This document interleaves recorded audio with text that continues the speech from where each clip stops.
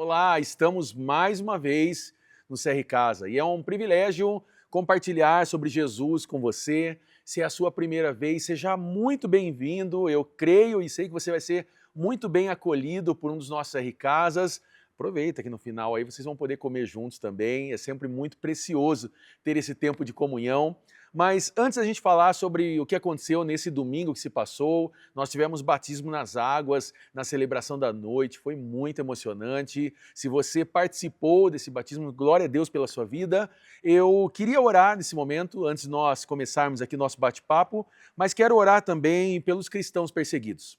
Nesse domingo que se passou, nós recebemos um material da Missão Mais, você viu vídeos do projeto Portas Abertas e como é impactante ver o que Deus está fazendo no mundo, mas o quanto há de sofrimento também de irmãos nossos que estão sendo perseguidos em países ao qual o cristianismo não é bem-vindo. Nós sabemos que a dificuldade que há de muitos irmãos pregar o evangelho, mas eu queria orar por eles agora. Há pessoas ao redor do mundo que nesse momento não estão reunidos em um grupo como esse para confraternizar, contar experiências, mas muitas vezes estão reunidos em pequenos grupos escondidos para poder conhecer mais a palavra. Vamos orar nesse momento, pedindo a Deus que Ele cuide desse momento nosso, mas também cuide dos nossos irmãos. Pai, nós oramos, ó Deus, nesse momento, te agradecendo pela oportunidade e a liberdade que temos de falar do Teu Evangelho, de falar do Teu amor, de estarmos juntos entre amigos, mas nós queremos orar também pelos nossos irmãos cristãos que estão sendo perseguidos nesse momento, no Oriente Médio e em tantos outros lugares, ao qual a palavra do Senhor é proibida, ao qual as pessoas não têm a possibilidade de abrir uma Bíblia e poder ler em público. Nós pedimos, Senhor, tem misericórdia dessas pessoas, que o Senhor possa alcançar com o Teu Espírito Santo, trazendo paz, trazendo perseverança aos corações, mas também dá livramento aos nossos irmãos. Senhor, dá ousadia para que eles continuem pregando o Evangelho e alcançando pessoas ao qual talvez nós não iremos alcançar. Nós oramos por eles, intercedendo, pedindo que o Teu Espírito Santo os alcance e que nós, como igreja, do outro lado do mundo, nós possamos ser mantenedores dessa obra e intercessores dos nossos irmãos. Abençoa também esse tempo agora que vamos ter aqui. Diante da Tua presença, nós oramos em nome de Jesus. Amém. Amém. Nesse domingo que se passou, nós falamos uma mensagem chamada Abra o Telhado. É isso mesmo, abra o telhado. E eu já quero convidar você a ler Marcos capítulo 2, do versículo 1 ao 12, nós vamos ler isso em grupo.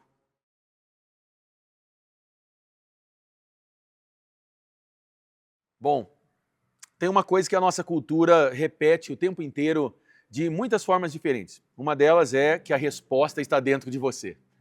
A outra é que você consegue tudo sozinho. E tem uma muito conhecida, é acredite em você. A gente cresce ouvindo isso, e até eu citei um poema do William Henley, que no final desse poema ele cita uma frase interessante, conhecida até, alguns talvez vão querer usar numa bio no Instagram, mas não é para você usar não, que é: sou o senhor do meu destino, sou o capitão da minha alma. E no fundo, a maioria das pessoas tentam viver exatamente dessa forma. Eu resolvo as minhas coisas sozinho, eu dou conta, eu não preciso de ninguém. O problema é que chega um momento da nossa vida que essa ideia ela desmorona, um momento em que muitas vezes a gente adoece e a gente não consegue se curar sozinho. Um momento em que nós tentamos mudar alguma coisa na nossa vida e nós não conseguimos. Um momento em que nós oramos e parece que a nossa fé ela se acabou. Um momento em que a gente olha para dentro de nós e nós não conseguimos ter força alguma. Porque na verdade, tem algumas coisas na nossa vida que a gente não resolve sozinho mesmo. E tem um lugar onde a gente simplesmente não consegue chegar pelas próprias pernas. A gente lê o texto de Marcos capítulo 2 e esse texto mostra um homem exatamente que não conseguia ser capitão de coisa alguma. Um homem que estava paralisado, um homem que não conseguia andar, um homem que não conseguia se levantar. E nós vemos aqui nesse contexto, Jesus ele estava em Cafarnaum, nessa casa, e o texto apresenta que nessa casa não cabia mais ninguém. Estava abarrotado de gente, tanto que o texto diz que nem na porta dava para entrar. E enquanto Jesus pregava agora, chega 4 homens, o texto não diz os nomes, mas eles carregam um amigo paralítico numa maca e eles queriam chegar até Jesus. Só que tinha essa multidão no meio do caminho.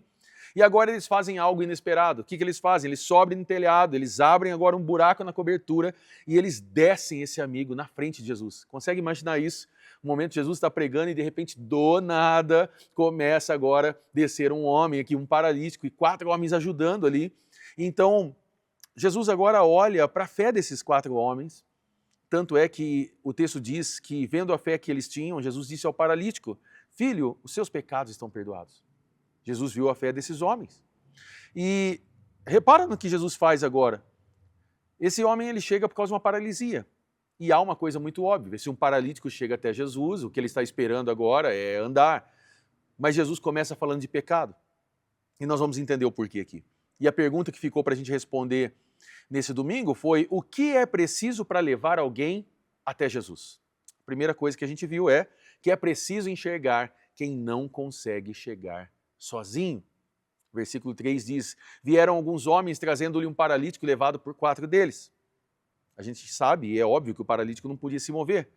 Ele não conseguia andar até Jesus, não conseguia se levantar da maca, não conseguia abrir caminho no meio daquela multidão.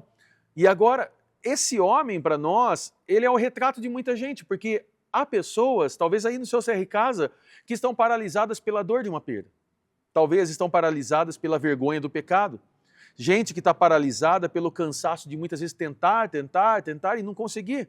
Gente que está paralisada pela descrença e que já não espera mais nada de Deus. E muitas vezes essas pessoas não vão chegar até Jesus sozinhas. Interessante que o texto mostra que Deus está usando pessoas comuns. Nós não sabemos nem o nome desses homens, mas esses homens levaram esse amigo até Jesus. E nós entendemos algo muito especial nessa mensagem. Jesus abriu esse caminho até Deus. Jesus permitiu que hoje eu e você tivéssemos esse caminho até Deus, esse caminho foi aberto. E agora, nessa história, Jesus está nos ajudando a encontrar outras pessoas e carregar outras pessoas até Jesus. A pergunta aqui, então, é: você está enxergando quem está paralisado ao seu redor? Talvez é um filho que se afastou, talvez é um amigo que perdeu a fé, talvez é um cônjuge que está com o coração endurecido, ou um colega que está se afundando e ele não sabe como pedir ajuda. Nós precisamos levar alguém até Jesus. Jesus está nos convidando isso no dia de hoje. Eu quero propor uma primeira pergunta aqui. Você lembra de alguém que, de alguma forma, carregou você em um momento importante da vida? Eu convido você a responder isso agora em grupo.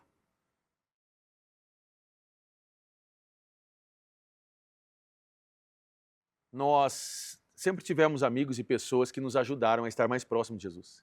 Eu me lembro que em momentos difíceis, eu tive amigos, pastores, pessoas que me acompanharam e que muitas vezes me carregaram para mais perto de Deus. Isso é importante. O CR Casa é esse lugar de pessoas que carregam uns aos outros, que se ajudam mutuamente a estar mais perto de Jesus. Por isso, se mantenha firme nisso. Creia que Deus quer te usar aí mesmo para levar mais pessoas até Jesus. Chegamos no segundo ponto. É preciso uma fé que não desiste no primeiro obstáculo. O versículo 4 diz: não podendo levá-lo até Jesus por causa da multidão, removeram parte da cobertura e baixaram a maca. Tinha uma multidão no caminho. Esses homens poderiam ter olhado para aquilo e falado assim: deixa quieto, não vai dar hoje, está muito cheio. Só que agora esses homens, eles tomam uma decisão aqui. Eu brinquei nesse domingo dizendo que se você quer ver alguém fazendo alguma coisa, um homem fazendo algo, chegue perto dele e fala: duvido que você faça isso. Talvez algum deles olhou e falou assim: duvido que você arranque um telhado aí, vamos descer aqui por cima mesmo. E esses homens agora, eles sobem no telhado, eles abrem um buraco na cobertura e tudo isso agora começa a dar trabalho. Isso aqui gerou um incômodo. Isso aqui chamou a atenção. Só que o amor que eles tinham por aquele homem era maior que o obstáculo. O texto diz que Jesus viu a fé desses homens. Isso faz sentido para a gente na nossa realidade. Porque carregar alguém até Jesus não é tão fácil assim. Não é simplesmente trazer num culto, ou fazer com que ele receba um kit de visitantes da nossa igreja e jogar ele dentro de um culto. Não, não é assim. A gente muitas vezes vai orar e parece que as pessoas não mudam. A gente muitas vezes vai falar e parece que não entra no ouvido. A gente vai amar essas pessoas e parece que não faz diferença. Vai ter multidão no meio do caminho. Vai aparecer desânimo, vai ter rejeição, vai ter demora. Só que a fé que carrega não desiste no primeiro não. E nós precisamos entender isso. Dá trabalho. vai dar trabalho. Quantas pessoas hoje conhecem Cristo porque alguém não desistiu de orar por elas? Porque alguém insistiu? Porque alguém abriu o telhado quando a porta estava fechada? Talvez Deus está chamando você hoje para não desistir de alguém. Com certeza tem um amigo, um familiar, alguém que você conhece e você pode alcançar levando a mensagem de Jesus. E aí a gente chega no último ponto. É preciso confiar que Jesus trata o que você não consegue tratar.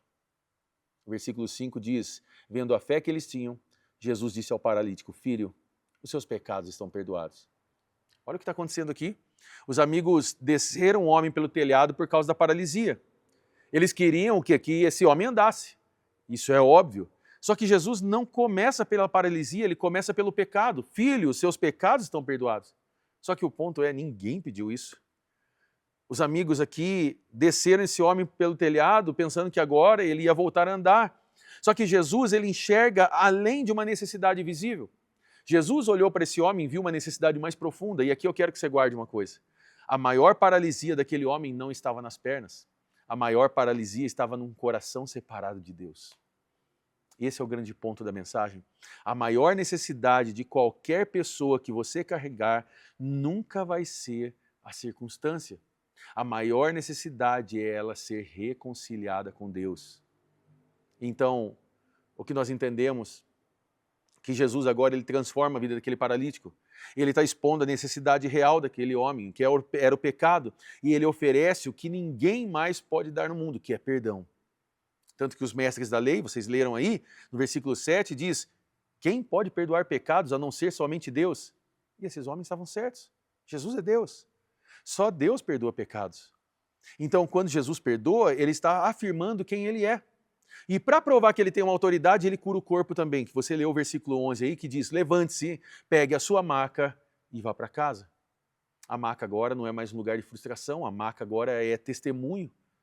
O homem se levanta agora e sai andando. Só que entenda uma coisa aqui, a cura das pernas foi a prova visível, o milagre maior foi invisível, o perdão. Então nós precisamos entender uma coisa agora, nós carregamos pessoas até Jesus, Jesus trata essas pessoas. Nós levamos pessoas até Ele. Ele faz o que só Ele pode fazer. Então, nós chegamos na última pergunta e antes de passar a palavra aos nossos líderes, eu queria que você respondesse isso. Porque é importante lembrar que nós carregamos, mas quem cura, salva e transforma é Jesus. Eu convido você a responder isso em grupo.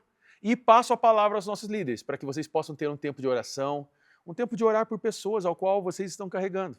Que o Espírito Santo dê força, sabedoria, dê entendimento, dê possibilidades reais de você ter tempo com essas pessoas. E você pode fazer algo, trazê-las no próximo domingo, às 10 e às 19. Convide essas pessoas, dê carona, faça o que for possível para trazê-las até aqui, carregue essas pessoas. Quem sabe o Espírito Santo não está preparando algo na próxima celebração para falar ao coração dessas pessoas e elas serem transformadas pelo poder de Jesus. Passo a palavra então a você, líder, dê continuidade agora. Vocês vão responder essa pergunta em grupo e ao final tem um tempo de oração e de comunhão. Que Deus abençoe vocês, um grande abraço e até mais. Tchau, tchau.